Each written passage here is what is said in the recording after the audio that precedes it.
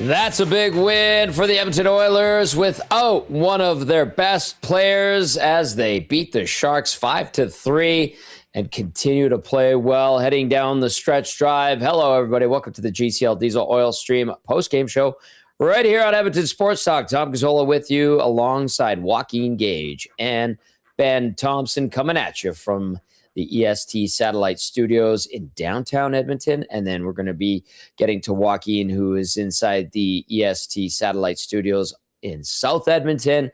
And then Benny Thomson is at EST Global HQ. Of course, the postgame show brought to you by GCL Diesel, providers of the best diesel engine components around, from turbochargers to injectors, fuel pumps to sensors. They are the critical engine component experts, proud to serve Edmonton and Northern Alberta for over 50 years. Join the conversation. Text us 780-218-9999. Hop into the nasty chat if you're watching over on YouTube. Edmonton 34, 26, and 9, and they extend the cushion between them and the Sharks to 7 points. And they also, in the meantime, extend or move into a tie for first in the Pacific Division. Of course, Anaheim still has 2 games in hand on Edmonton and has won 3 more games than the Oil. But the Edmonton Oilers now 6-3-1 in the last 10 games and have won back-to-back games. 1 point up on the Vegas Golden Knights, 6 points up on the Seattle Kraken. And just getting an out-of-town scoreboard update when it comes to Seattle, they trail Tampa 3-2 after 2, and then you've got the Buffalo Sabres up 1-0 on Vegas also after 2. Let's bring in Joaquin Gage. Let's bring in Benny Thomson. Boys, that's just a clutch win on a day where you got some really bad news. It was a little dicey, especially after that second period where San Jose really pushed hard and got the equalizer. But Joaquin, what stood out to you tonight when it comes to the Oilers and their victory? So it was, I would say, about 42 minutes of hockey that the Oilers played. I thought, not that's going to happen sometimes. Like the San Jose Sharks pushed in that second period. This is the first thing that went through my mind is give me more of this through the regular season. This has the makings of a rivalry, the Sharks and the Edmonton Oilers, just because the caliber of player with Celebrini and McDavid, right? It's that Celebrini is fantastic hockey player. One of the best sticks I've seen. It just seems like he can pick a puck off the wall, off a guy. He's relentless. His vision on the ice is spectacular. Really fun player. But and he's the engine of that team. Like they really took it to the Edmonton Oilers in that second period, where we might have to find. We're always in the business of finding nicknames for people. Tommy, I'm going to put into the hat instead of it's Ingram, more like kilogram, because this guy was huge tonight. And again, it is NHL goaltending, but he was just rock solid again tonight. Yeah. Just perfect in positioning. They had to do something really special again to get the puck past him. Without Connor Ingram's play in that second period, definitely the score is lopsided by the end of it. And most likely the San Jose Sharks are going into the third period up by at least a couple, maybe even 3 goals. Yeah. He made some big saves when there were some defensive lapses and squeezed a couple that were in tight. And we all looked at each other, myself, Reid and Owanik, and we're like, that's what you need right there, because it wasn't perfect defensively from the Oilers. It was all right, but San Jose did get some opportunities, and you're right, Gager. Ingram stood tall when he needed to, or kilogram. Kilogram. Yeah, whatever your new nickname is for him. I'm on board with you. Thanks, I'm just trying to get used to it in my head. All right, Benny Thomson, what you got for us? Yeah, I mean, this was a game you could tell that the guys knew the spot they were in, missing Draisaitl, and you could just see, felt like every guy had some wheels on them tonight. Play with an extra step, and I mean, 13 out of 18 skaters tonight get a point. I mean, if that doesn't scream just depth scoring stepping up for you, I don't know what does. It was spread out all throughout the lineup. I mean, I want to highlight that fourth line, Henrique, Jones, and Frederick. They got 2 goals tonight, I believe, if I'm not mistaken. The Podkolzin one was Henrique, and was Jones in on that one or Frederick? It was Frederick on that forecheck, and I remember jotting down like that starts off with a Frederick forecheck. That leads to the goal, and then it was the same thing for the Jones one. Starts with the Frederick forecheck. Henrique scoops it, or gets it over to Jones, and so eventually gets the game winner there. I mean, this was like mature win, I think, is a proper use for this game as well. I mean, that second period, San Jose definitely took it to them. You could tell they weren't going down without a fight, but ultimately you had to put that aside and go, okay, third period tied game 3-3.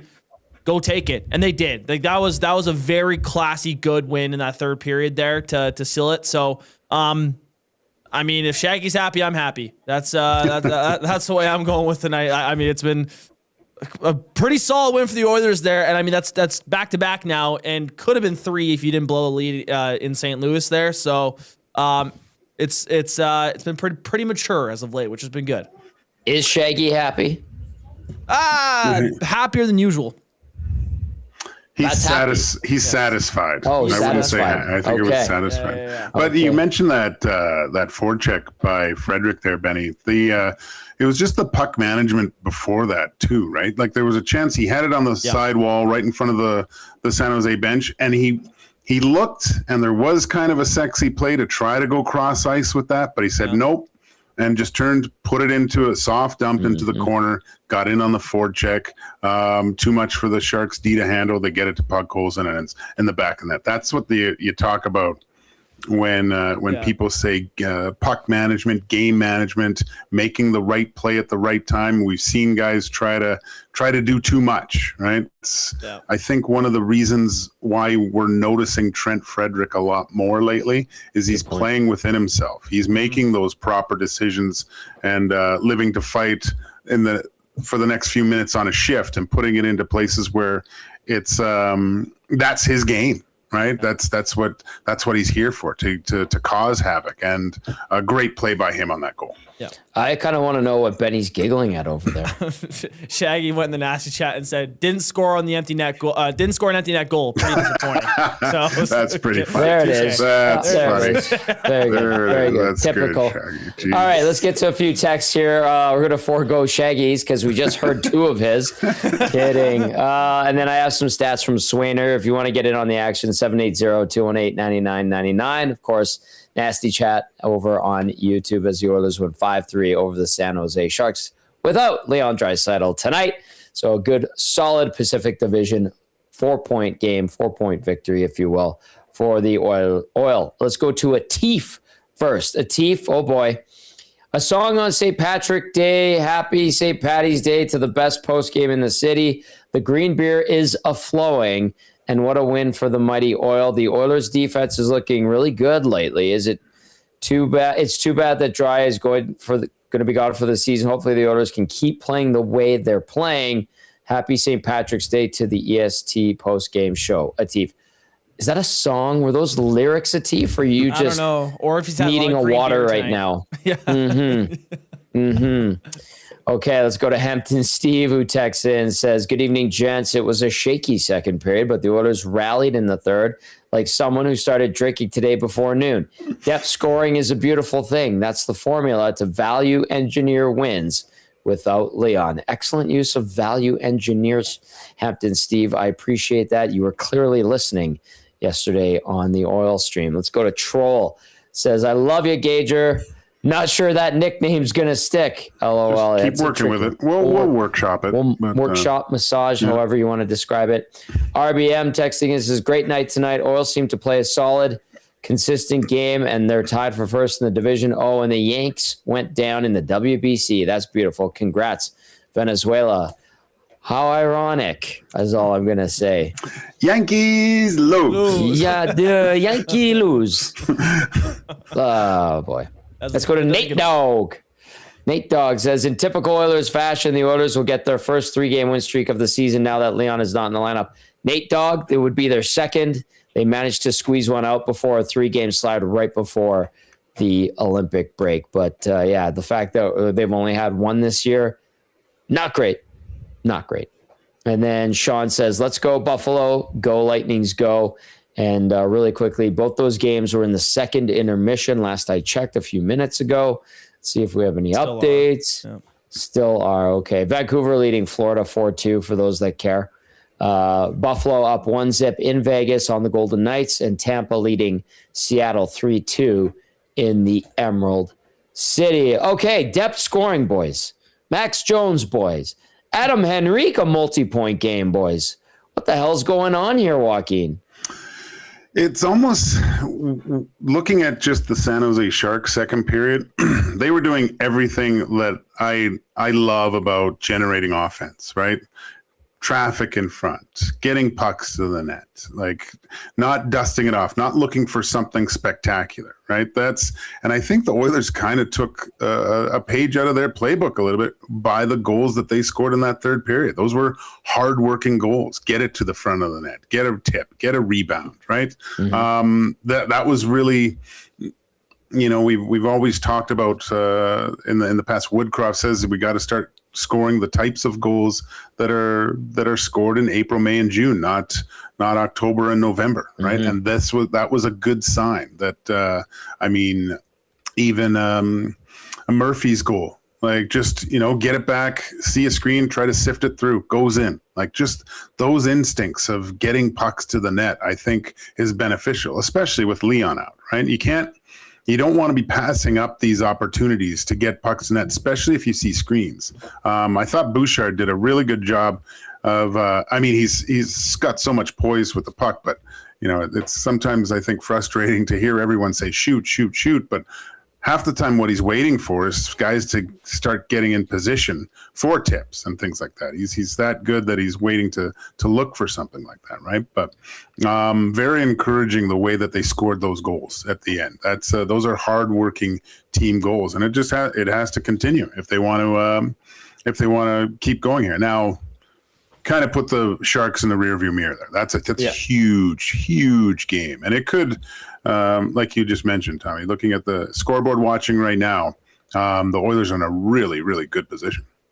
I'll keep you updated on what's going on with those games in Seattle and Vegas. Both those teams losing right now. The Kraken trail the Lightning, and then the Golden Knights trail the Sabres. So we'll keep you up to speed on those games. All right.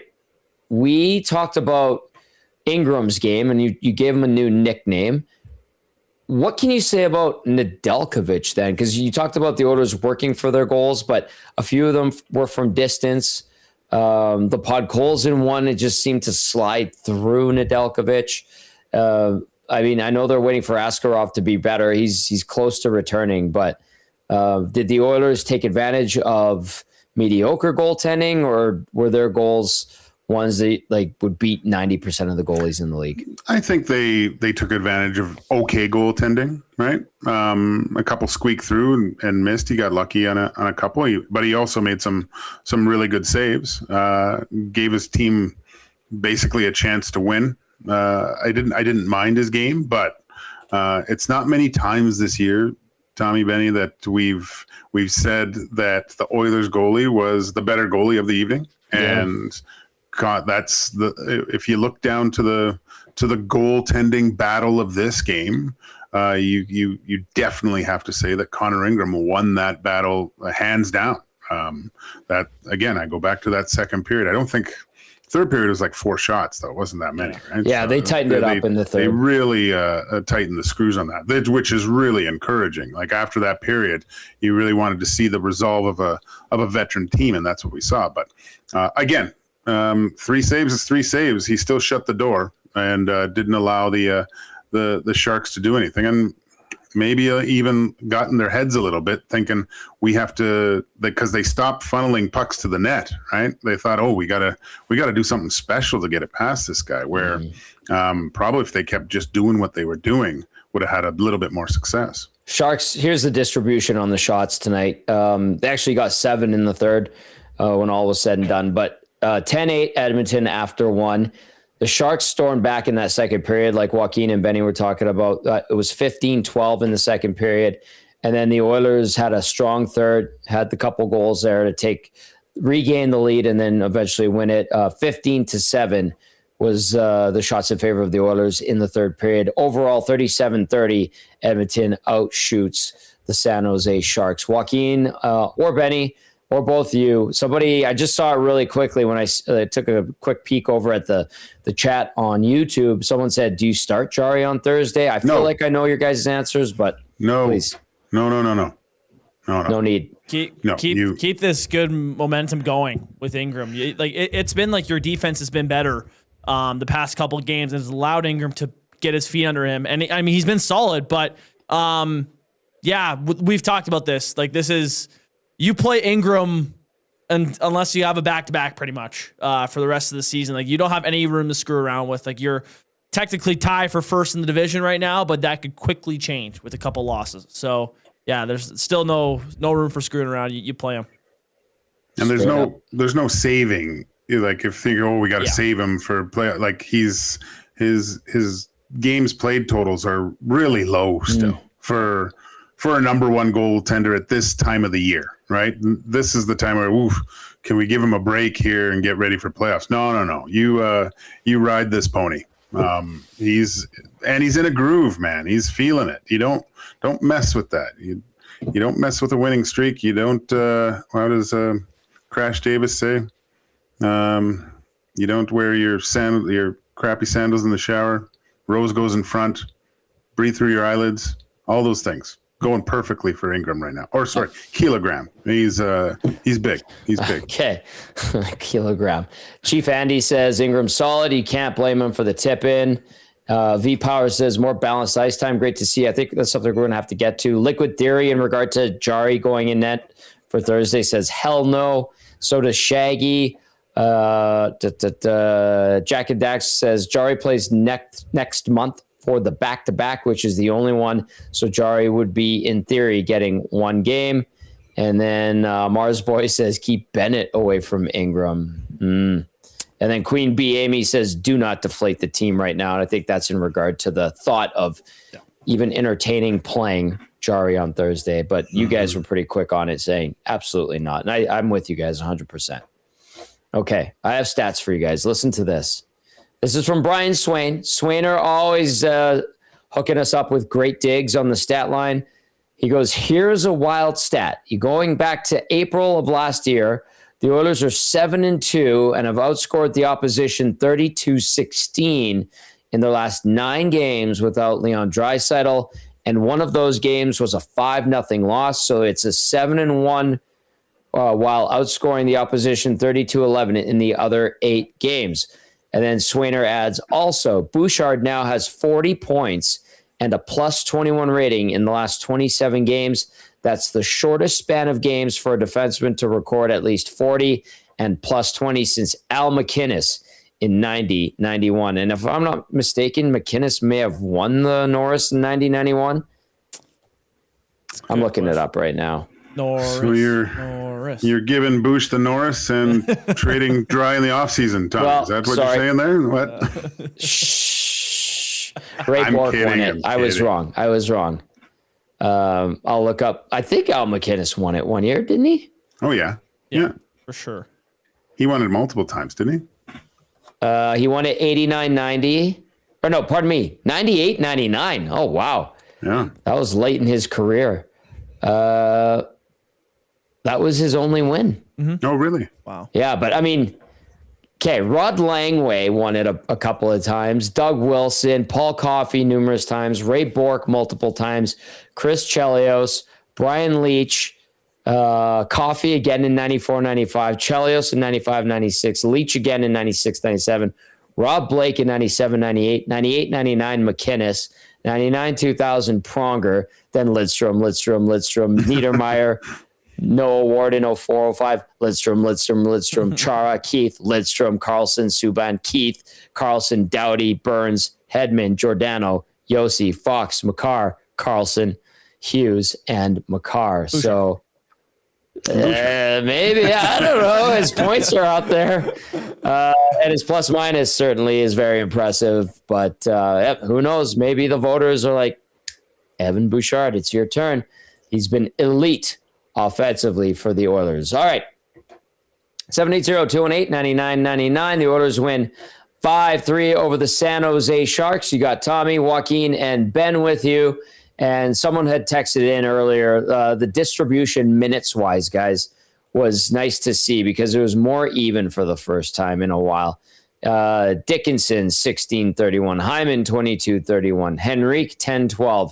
Savoy, 17-52. Great tip by Savoy on the Hyman goal, by the way. Yeah. Roslovic, 14-31. Kapanen, 15-39. Max Jones, 6:56. Pretty good for the first star of the game. Szymanski, 10:53.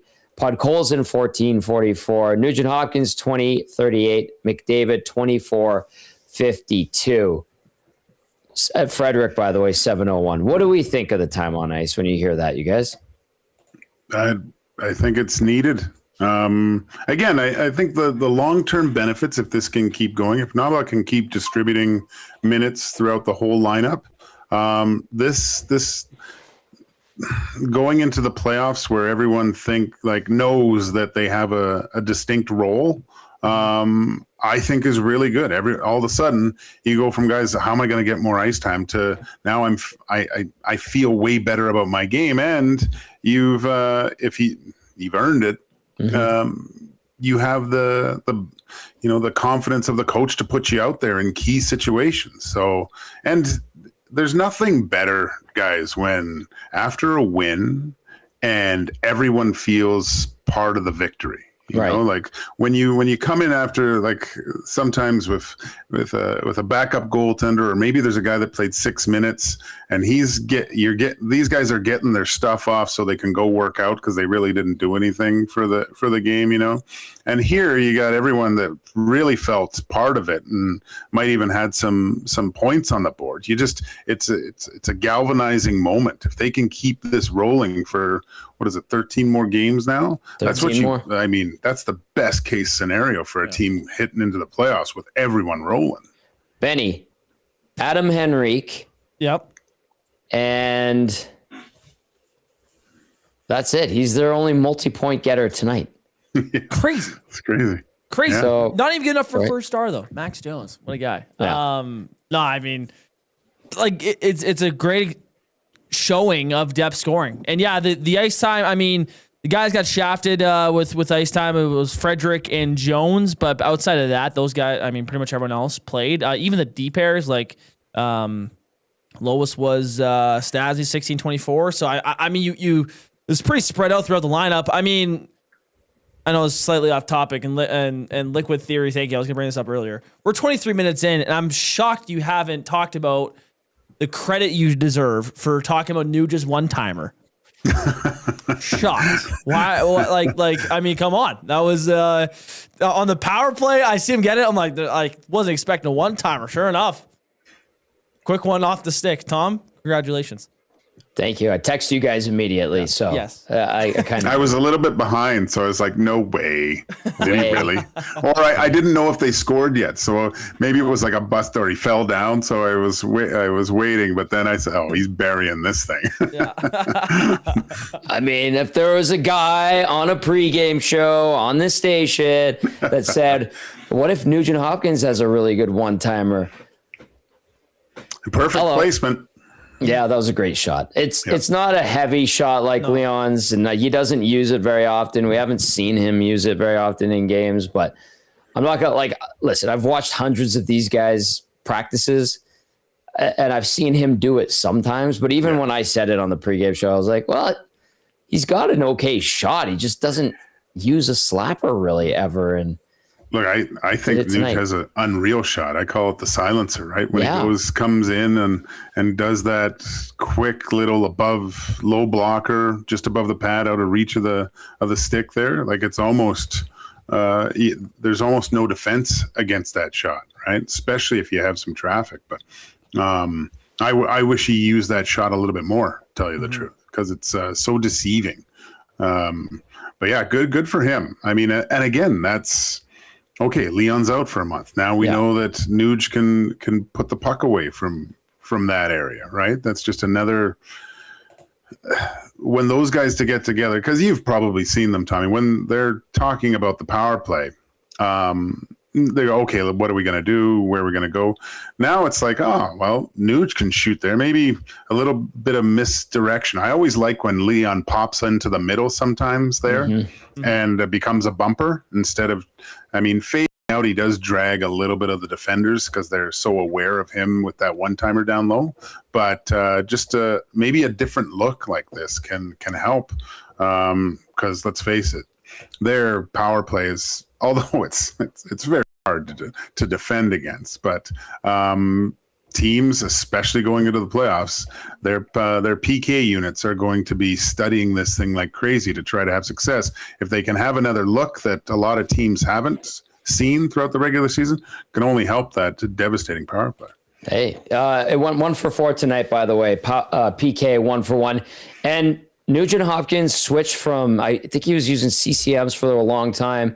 Then he went Bauer, and then now he's using the LX3, the Warrior LX3. And I think somebody was asking him, like, what's the deal? And he just feels like he can shoot it better. So I'm staring at my LX3, and I can't shoot it that good. Not surprisingly. Anyway, so great shot by Nugent Hopkins. Thank you, Benny, for giving me a little bit of flowers on that one, which I kind of fluked into. Let's not kid ourselves. I just kind of threw it out there.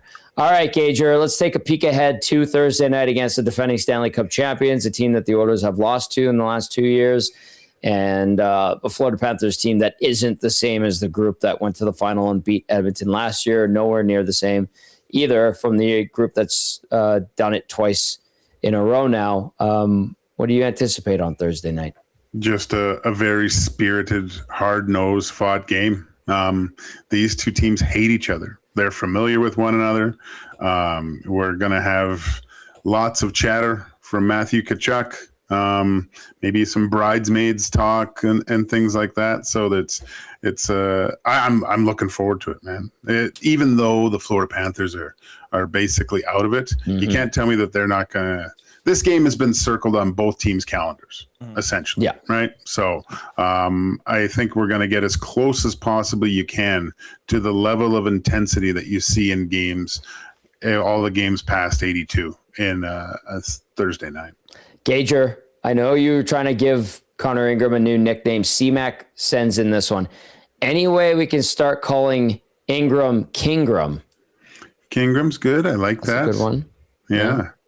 We'll have to figure this out, right? Because we'll workshop it, like you said. We'll workshop it. There's got to be a song in there. Dusty's probably into the AI song maker like crazy, trying to figure stuff out. So of course he is. Gager, great stuff as always, my friend. Thank you, and I look forward to seeing you on Thursday because I'm off tomorrow. Awesome. See you then, buddy. See ya. There you go. Joaquin Gage, our game analyst, helping us break down the Oilers' victory over the San Jose Sharks 5-3 is the final. Max Jones with a big goal in the third period, and then Zack Hyman would also get one on this night. You can text us 780-218-9999. Hop into the nasty chat as well, and I'm seeing that we can go into the Oilers locker room right away here, but before we do that, we're going to get to the turning point of the game, brought to you by our partners over at Sather Reid Sport Medicine. Connor McDavid's got a team of specialists. You have a bag of frozen peas. Get the same locker room approach trusted by the best in the game at Sather Reid Sport Medicine. Book your assessment today, www.satherreidsportmed.ca, or call 780-460-9977. All right, I kind of teased it a little bit here, but he is the first star, and he does end up with the turning point of the game. I think there was a little bit of a back and forth, but the Oilers were buzzing. Okay, Benny, before we get to the moment that's the turning point of the game, Edmonton had a good shift from Nugent Hopkins and Roslovic and Podkolzin. I think they got a couple of decent looks, and then that fourth line came out there, Henrique, Jones, and Frederick, and they kept it going. And solid work down low by Jones, gets the hit initially. Then the puck goes out to Henrique, and Jones continues to the front of the net. That's a good teaching clip there for all the young hockey players out there. Maybe some coaches want, this is how you do it. This is meat and potatoes hockey. This is smart hockey. Simple. Body contact, create a turnover, get to the net once your team gets the puck. And then Max Jones buries it at 4:49. His second goal of the season from Henrique and Frederick, which would be the difference in this one. As the first star of the game, Max Jones is also a huge part of the Sather Reid Medicine turning point of the game. Of course, go check them out at www.satherreidsportmed.ca or call 780-460-9977. Benny, take it away, please. Yeah.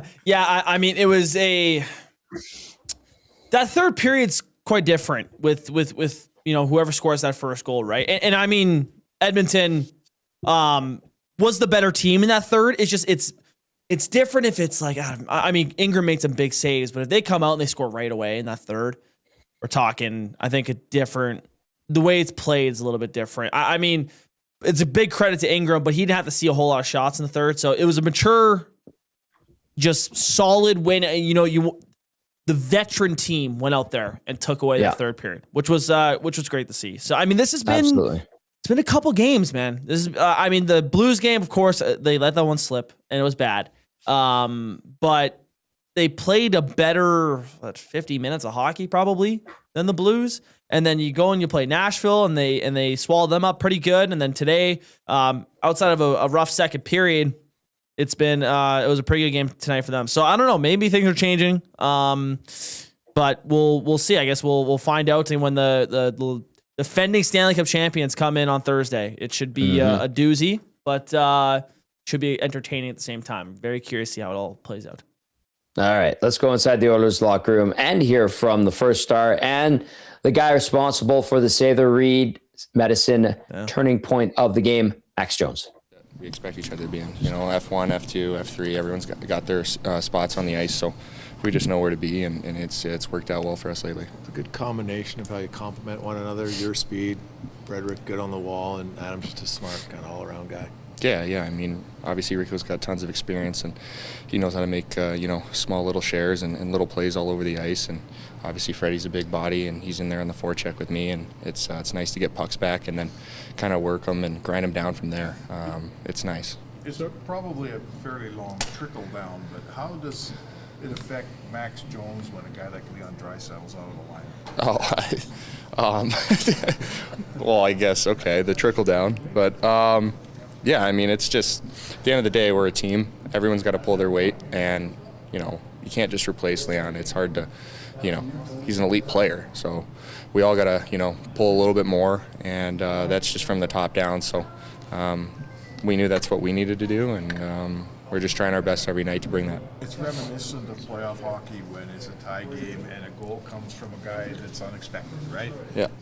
As you did tonight. Is that, that's probably good fortune for you or good kind of karma? Good karma, yeah. Yeah, maybe. I don't know. I was waiting for the good karma. I was kept losing card games and stuff. So, but it was nice. No, it was really nice to get that. But it just happened to me being me tonight, and I'm really glad that we got that win. We knew that it was a big one, so I'm really glad that I could help contribute. There's a lot of talk with this group about sometimes they can be pretty top heavy. What do you kind of sense from guys like yourself, but depth guys, what it means to chip in and kind of understanding how big a difference that makes? Yeah, I know it's huge. Obviously being on the fourth line and being on the first line are two different roles, completely different roles, and we're more focusing on hitting, creating a little chaos, getting pucks back on the forecheck, and then being good defensively. And the odd time, you get some good chances. And I feel like our line has worked really well together as a fourth line to find chances. And obviously then they'll start going in. And at the end of the day, that's huge for our team to help those top guys. And they're going to score obviously, but if we can help chip in a little bit, it makes the games a little bit easier. How tough is it to not get discouraged going back and forth? Yeah, it's tough. They've been really good to me here in terms of communication and just the situation I'm kind of in. So it's been really good. My communication with Knobber and the staff has been every day almost, so it's to me, it's hard to get discouraged when you have that communication. They're honest with me. They tell me what's going on, and I know what's going on. So I just got to do my work at the end of the day, go to the rink and control what I can control, and whether it's here or down there, and just got to keep moving forward and help the team. You look at the situation though now, and the style that you're capable of and your speed, and you just look around, like injuries are there that, here's an opportunity for you at the most important time of the year to get regular in the line. Yeah, no, definitely. I think, and injuries happen. Like, I think, my season would have been completely different had I not gotten injured in training camp, so it's just kind of one of those things that you just got to roll with the punches. And, right now I'm here, and I'm here to help the team in any way I can. And I know what I need to do in that role in the fourth line, so I'm just going to continue to do it. Mike's muted, Tom. Thank you. A tribute to Cass. Tribute to Cass, of course. So there's Max Jones. He picks up his second goal of the season, 3rd point, just his 10th game. For a guy that's a fourth liner and has played the majority of the season down on the farm, pretty good. Yeah. Pretty good. I mean, he's done what they've asked him to do in limited minutes, and obviously sporadic games. He had his first clump of games in December around there, and then now he's been called up again. Obviously, the ask is simple for him: bang, crash, make it hard on the opposition's defense. Don't screw up in your own zone, and get feisty around the net. And you know what? Today it paid off, and spoke really well there. And I think he handled down the trickle down effect question well. I kind of chuckled at it, but. Interesting to hear that they've been in communication with him all season, letting him know where he stands, and maybe that helps. And he feels a bit of responsibility and like he's a part of the group, even though he hasn't been here all season long. And I mean, he's been in the NHL and around the NHL for a long time. So good guy to have around, and he benefits the Oilers in a big way tonight. So there's Max Jones talking about his game-winning goal and the win tonight. Benny, anything stand out to you that you want to hit on there, or do you want to move on? When he was answering that last question there, he mentioned like injuries happen, and he said that if he didn't get injured in training camp, he thinks that his start of the season would turn out to be a little bit different, right? And so I assume he's alluding to making the team and being on the opening night roster. So I mean, he has confidence that he can add something to an NHL roster, and that's the number one thing, man. I think for anyone that's playing the NHL, you just want to provide something when you're out there, right? Just don't be a ghost. And that's what I think a lot of people were ticked off about with Henrique for the first 50 or so games of this season. He just went out there and didn't do anything outside the odd fight because the fans were hooting or hollering they needed to do something, right? Like it just felt like they were trying to push him to do something. So I mean, it's nice when you can plug and play guys that just know their role and go, okay, I need to go out there and just hit guys. If I score, awesome, like fantastic. But I'm not expected to. I'm just gonna go out there and try to provide some energy, provide some value to this team. So Max Jones, man, the perfect guy for it. He's been really good for this Oilers team this year. One of a couple surprises this year, and happy to see that he got the game-winning goal tonight. Remember David Tomaszek? What? Haven't heard of that name in a while since the Olympics. I know. It's crazy. The early part of the year. It's funny. Sorry, but yeah, go ahead. The first page on my notebook here I have of every game. The first page is the Oilers versus Calgary Flames, the home opener, and at the very bottom I have in capital letters Tomaszek, and just full caps because he got so much ice time and so much role given to him because Hyman was hurt. And I remember looking back and going like, I'm gonna laugh about that one day, and it's already been. It's been a couple months later, and I'm sitting there laughing. I know. Like, he's not even on the team. I know. Yeah, but I mean, here you are. That's right. Okay, a couple texts, then we'll go back inside the Oilers locker room. Johan the Viking says, great game by the Oils. Stretch without Leon means there are 20 to 23 minutes to spread around the forward group, and it pays off. McDavid picked up a couple of them, but otherwise it was the goal scorers. Also, we don't have to watch Draisaitl standing still at their blue line with the puck just to have a pass blocked. Johan the Viking with that one. Cards texting in says, got my wife dialed in on the post-game show. Cards, Nice. Tell her we said welcome. Welcome. Join the craziness. Tonight it's a good night. Sometimes it gets a little rowdy, but we welcome you to the post-game show here on ESD. Well done, Cards. And then Shanzi texting in says, Spec with that question. I didn't think that was that bad. Yeah, I mean, I think we're just nitpicking a little bit, Shanzi, in my opinion. But all right, let's go back inside the locker room. Who do you want to go to next? Let's hear from the only multi-point player today on the Oilers. Right. Adam Henrique. Here he is from the locker room thing. Get the score sheet tonight, goals or assists or whatever. Pretty important, especially with Leon out there for a while. Yeah, it's big. We talked about that. No one guy is going to replace his spot. So that's something that collectively we're going to have to do from here right to the end of the season and see where that takes us. So I thought tonight we did a good job responding at times through the game and chipping in like that offensively is big. With playing with Jones, is that a guy it's energy and it's a straight line? So you're very sure. Yeah. I mean, I know Jonesy for a long time, and that's his game. And he's done a great job. It's tough going up and down, going back and forth, and I thought he did a great job last time he was up, just playing that hard, simple game. And then different reasons you have to go back down, cap, all that kind of stuff plays into it. It's never an easy thing to go through or accept. I think he's done a great job, obviously building and having that consistency down there and just waiting for that opportunity up here. And tonight I thought he did a great job. This was one of those nights where it seems some depth players in the lineup, the defensemen as well. Like, you guys made some pretty significant contributions tonight. I know that's got to feel good for the group. It does.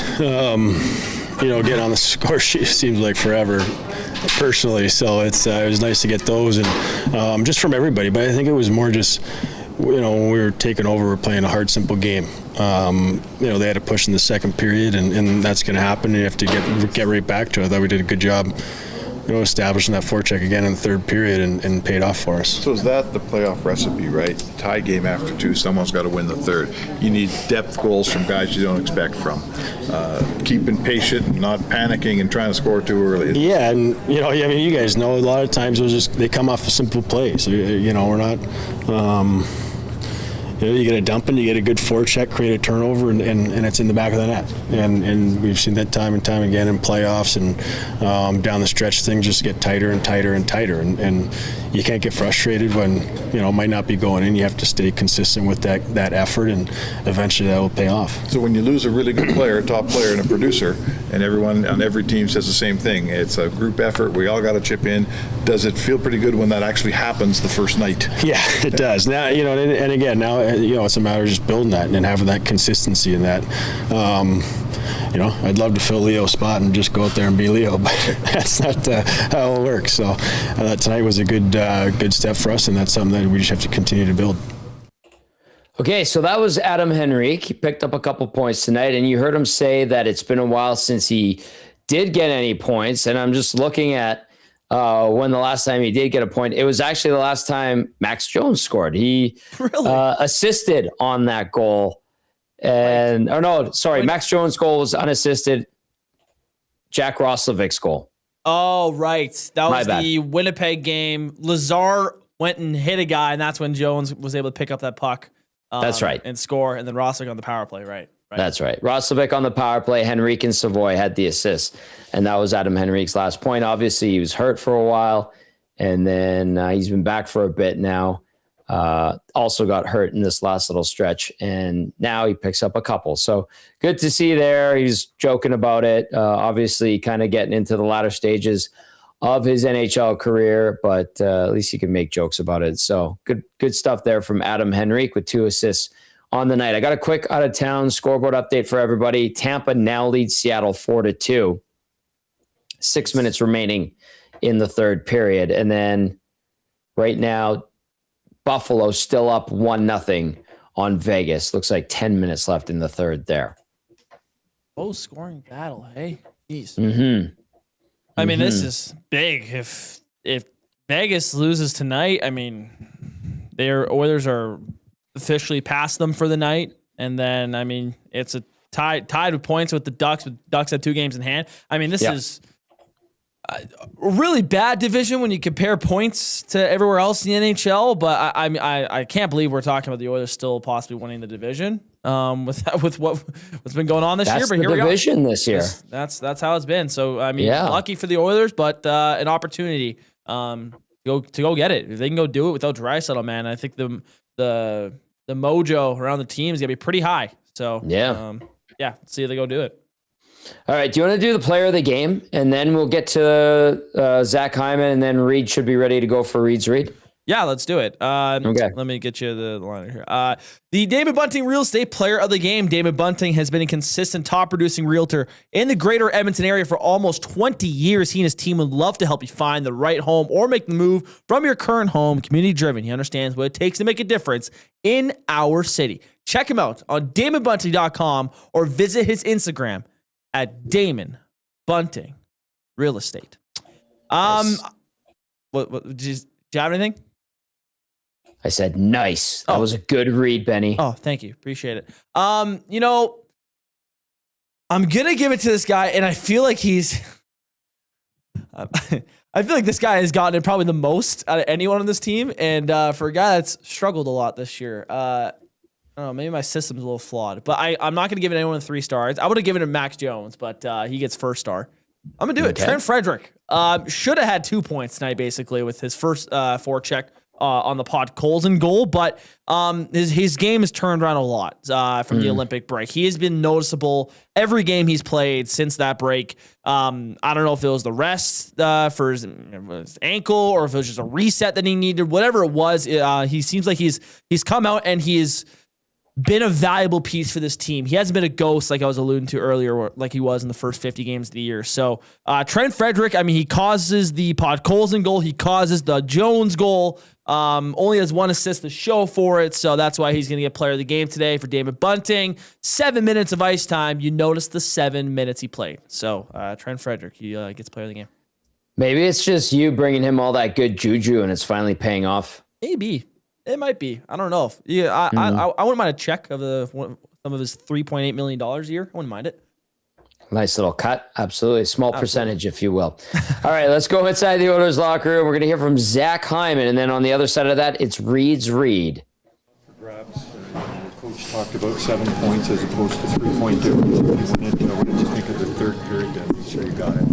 Yeah, great third period. Obviously tough second let him back in the game, but I thought we really bear down in the third period and played well throughout. Huge goal from Jonesy, and then we were able to seal it. So it was a big win. There were some times in that game where they were pushing. Connor seemed to really come up with some big saves, kind of just when they were pushing. Yeah, no, he played great. He played really well. Gave us a chance to win and kept it 3-3. 3-3 at home going into the third. Even though we're up 3-1, still in a good spot to go out there and win a game, and we're able to do it in the third. Like you guys talked about with Leon out, lots of guys have to step up. Tonight, Murphy scores, Jones huge goal, Pod Coles, and lots of lines contributed tonight. Yeah, exactly. I mean, we're not gonna be able to score 5 every night, but it's nice when guys are feeling a part of it. Nobody's going to replace Leon. He's one of the best players in the world. So collectively, as a group, everybody's got to raise their game, be a little bit better. And like you mentioned, we got contributions all throughout the lineup. You got the 4th goal, but then there was a sequence of 4 consecutive shifts. And you guys were actually the 4th line out, I think, of that shift where everybody had time in the offensive zone. You scored. Do you feel that momentum building in that moment as a team when it's just shift after shift? Yeah, you can feel it whether you're on the good side or the bad side. I think there is momentum in hockey, and we talked about setting the next line up, and when you do that, you usually have the puck to start your shift, and you're able to kind of continue to press, right? And I think when you have those types of shifts over and over again, it wears on the other team, and you're able to get ozone time and get looks from that. All right, that was Zack Hyman. Big goal for the insurance marker to make it 5-3 as the Oilers get the big win tonight over the San Jose Sharks. All right, time now for Reid's Read, brought to you by Ewell, your power play specialist. Ewell has the gear you need for your next electrical project with 3 Edmonton area locations, and you can order online anytime at ewell.ca. Ewell, your Edmonton-based partner in power and source for all things electrical. It is Reid Wilkins. He is our source for all things electrical. He is powerful. He is woman. Hear him roar. Hello, Riedrich. How are you? Was that a nice intro? You get more bizarre with each passing day, Tom Gazzola. It's late in the season. I'm saving the good stuff for the playoffs. Well, I hope so. Sorry.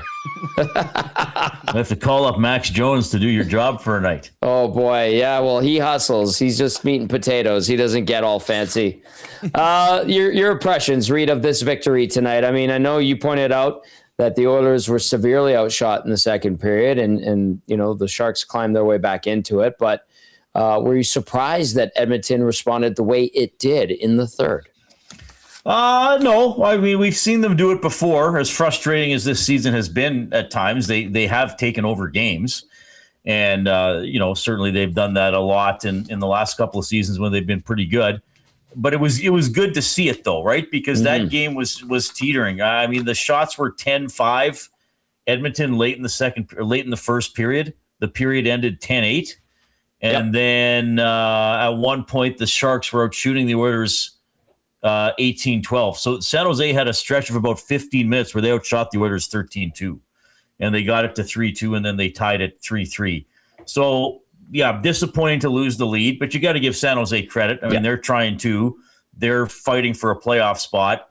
And, like, San Jose's focus is I mean, yes, they'd love to catch the Oilers, but their immediate focus is to get into a wild card spot. You know, I know from an Oilers perspective, from an Edmonton fan perspective, there's been a lot of talk of like, well, the Oilers can eliminate the Sharks. Well, the Oilers didn't eliminate the Sharks tonight, but they made it very, very hard for San Jose to pass Edmonton.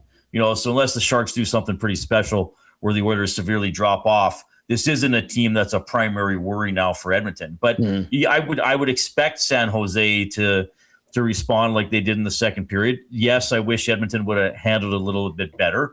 I still worry if that's a period against Minnesota or Dallas or Colorado or whoever, if they wind up playing them. That might not be a 2-goal period. That could be a 4 or 5-goal period. But good for the Oilers for answering the bell in the third, and obviously good for the players who got the goals and made some of the plays. I mean, Max Jones, I heard you guys talking about him. Great story. Plays in a straight line.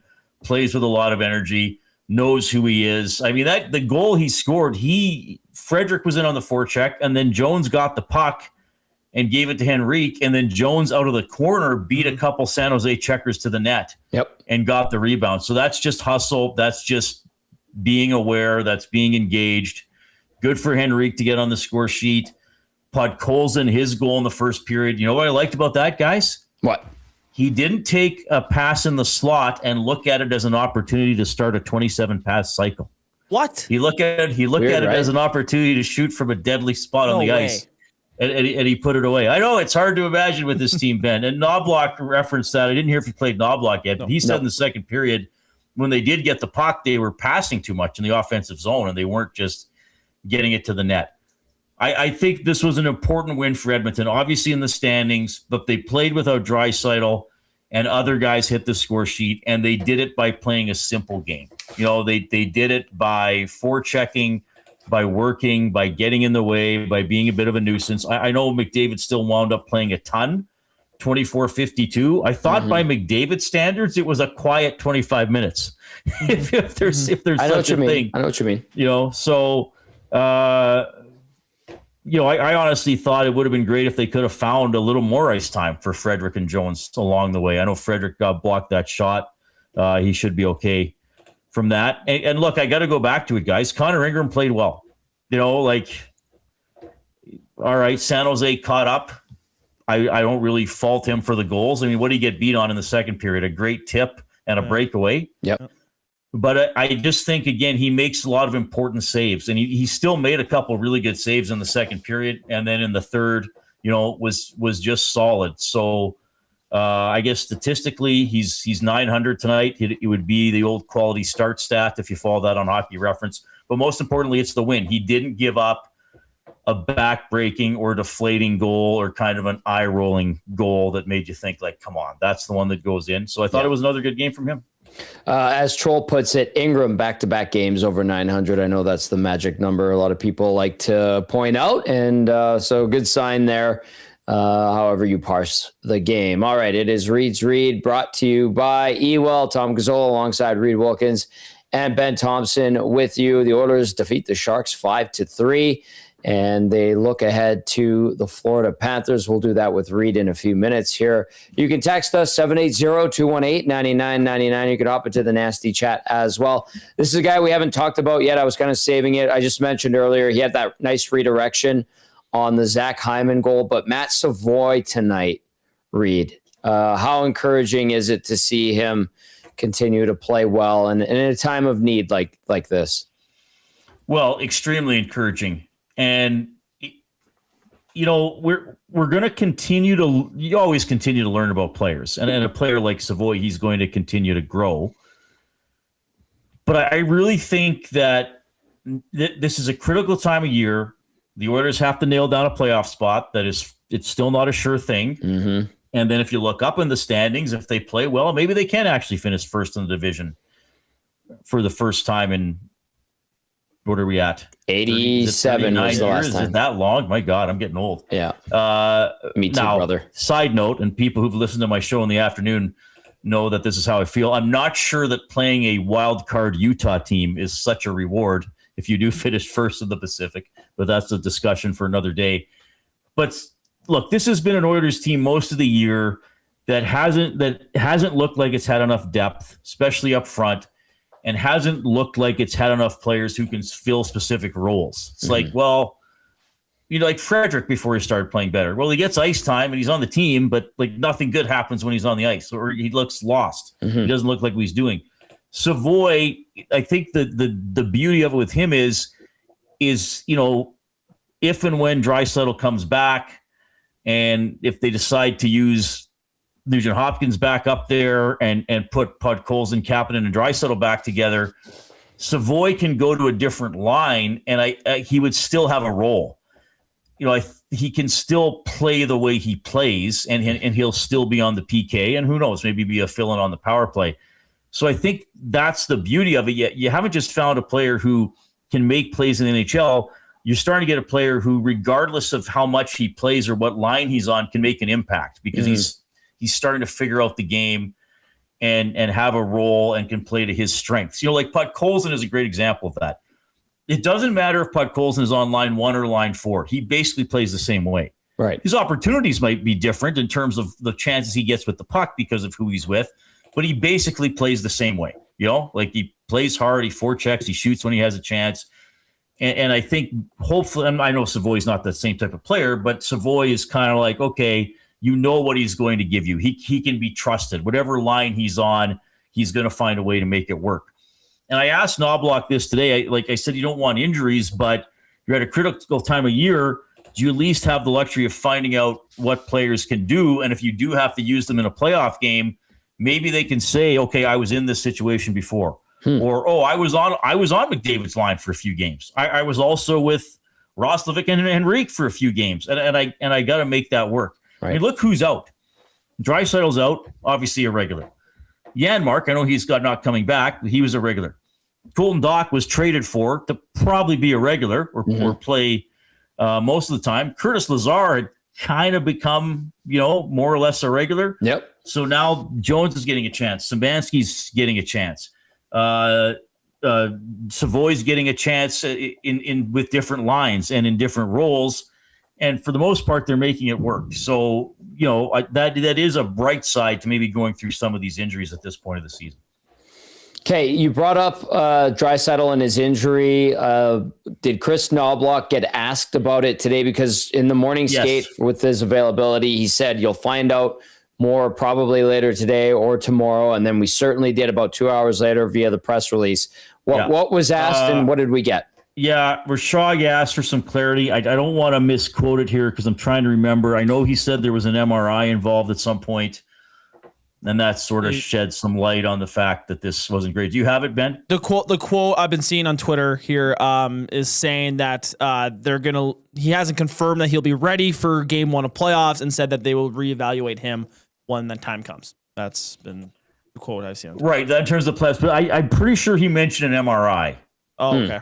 Does that mean we're leaning towards a knee as opposed to a hip? Just wondering. You can get an MRI on anything, though. I right? guess you can. Yeah, fair enough. I don't know. Usually that's. Listen, I watched him when they showed it again during the broadcast when he takes his first step. Listen, I'm not playing Dr. Hargis here. I'm just noting what I saw. He takes that first step on the bench when he goes down the tunnel, and he limps, and that's on his left leg. Comes back out after. And he's doing a couple of little loops and twists on the ice, and he lifts up his left leg and shakes his knee. To me, having had a torn MCL and cartilage, that's how you treat a knee injury. Mm-hmm. But I've never had a hip pointer. I don't know how you shake that one off. But I personally, hip pointer, and he wouldn't have wanted to have played hockey with it either. So we're speculating. I was speculating, but to me, I'm going, I really hope that's not his knee. Right. Yeah. That's just me. Yeah. All right. But I don't want to get the quote wrong, but he said if they reach the playoffs, then he'd be reevaluated. Look, my speculation would be, like, it's interesting they announced he's expected to miss the remainder of the regular season, as if all of a sudden, playoffs, he's healed. Like, just the logical part of my brain tells me that if they make the playoffs, he's probably not ready for game 1, just given the way it was worded. Hope that's not the case. And if he is, it's definitely on 100%. Yeah. Yeah, maybe.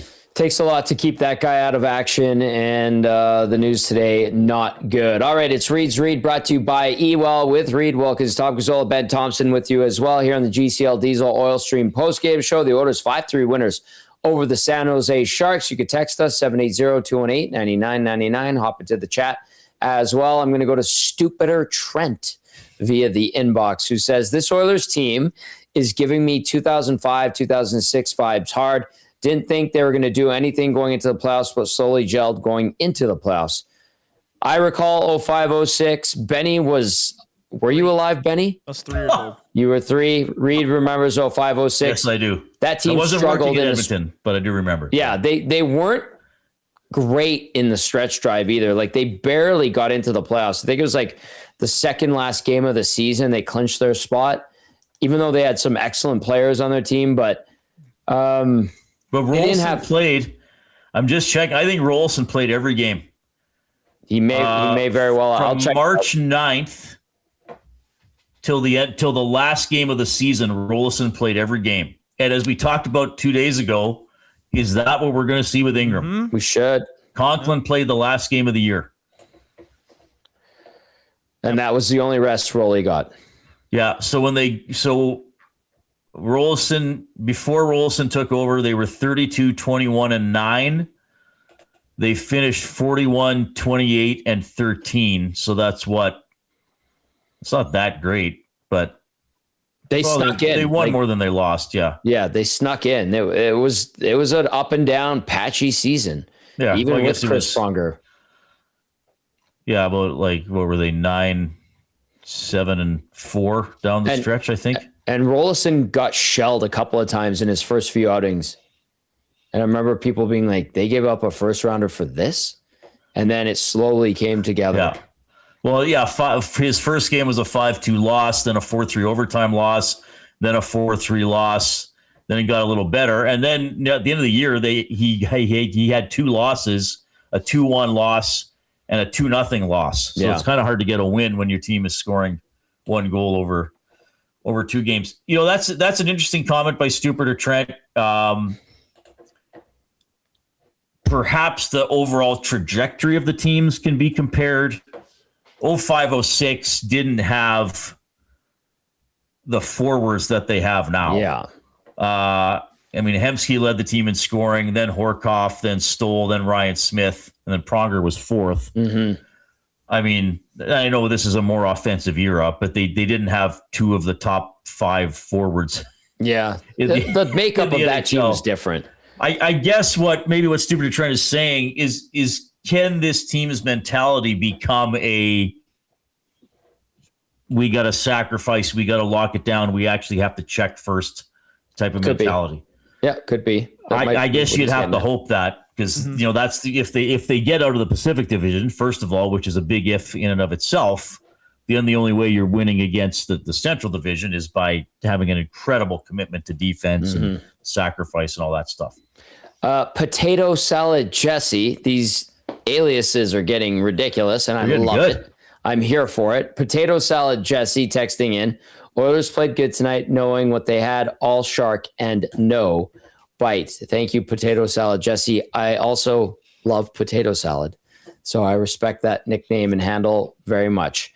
Okay, guys, and Reid, out of town scoreboard. I see some comments in regard to it. Buffalo 2-0 winners over Vegas, or they're up 2-0.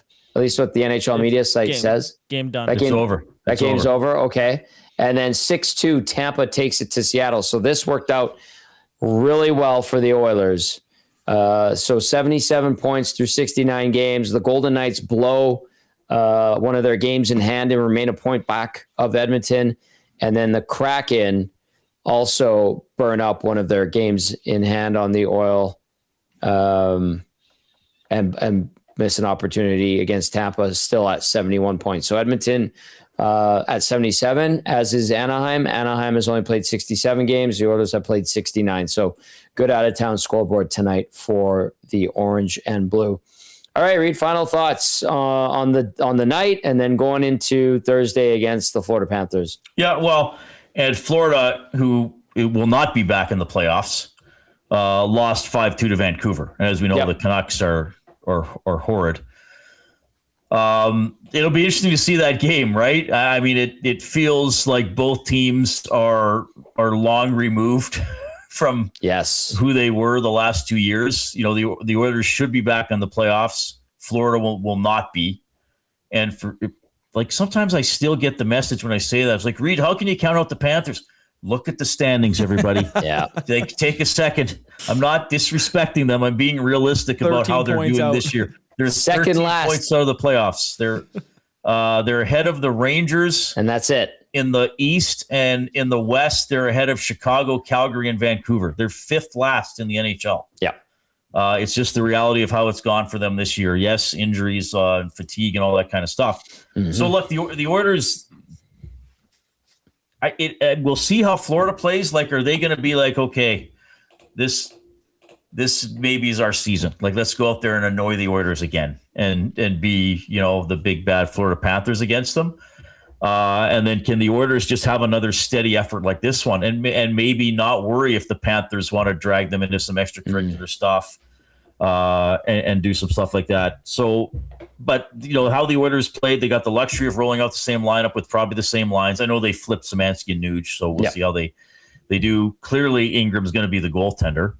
I can't imagine that he wouldn't be. So just try to repeat most of this effort, and then just stay patient. That's a word that I think is really relevant, because I think for a lot of this season, the Oilers were a very impatient team. Well, we gotta steal the puck. We gotta make a stretch pass. Oh, we gotta make razzle dazzle plays. Oh, we're down 1-0. Oh my God, we better try and tie it right away. And the second period tonight wasn't great, but it didn't get totally out of control, where they still gave themselves a chance to win in the third period. So have some of that patient mentality against the Panthers too. Reid, this was fantastic as always, my friend. Thank you, and I look forward to seeing you on Thursday. It'll happen. That's Reid Wilkins with Reid, brought to you by eWell, your power play specialist. Visit them anytime online at ewell.ca. eWell, your Edmonton-based partner in power and source for all things electrical. Wonderful. All right, final thoughts from you, Benny Thomson. Yeah, again, a great win for the Oilers. The play's been kind of turning around as of late, which is good to see. I mean, in terms of if this team can bring back a little bit of the 05-06 Cup run, I mean, we'll see. They're it seems like things are starting to gel a little bit, and they're starting to get more from guys that they weren't getting anything from throughout the year. So that's good. I mean, let's just see if they can bring it to. I know this team's not in the playoffs, but like Reid was saying, like they're going to give it everything they got against Edmonton. Florida Panthers on Thursday night, I'd imagine will be a tough game to play. So don't get hurt and try to take down the team that's beat you in the Cup Finals back years, and get your second 3-game win streak of the year. That would be great point. That'd be awesome. So let's see if it all happens on Thursday. But for tonight, a solid win. Move on Thursday. The Oilers get an important 2 points. They get some help on the out-of-town scoreboard. Buffalo beats Vegas 2-0. Tampa beats Seattle 6-2. And then, the Florida Panthers, who come into town on Thursday, lose 5-2 to the Vancouver Canucks. A big thank you to Reid Wilkins. A big thank you to Joaquin Gage. And a huge thank you to everybody who listened, everybody who watched. We appreciate it so very, very much. For Joaquin, for Reid, for Benny, I'm Tommy saying, have yourselves a great night as the Oilers win it 5-3 over the San Jose Sharks. On to Florida and the Panthers on Thursday. Dusty, Eric, and Trev get things going for us on our station tomorrow at 6 a.m. with the Nielsen Show. And that's going to do it for the GCL Diesel Oil Stream postgame show. Ciao for now.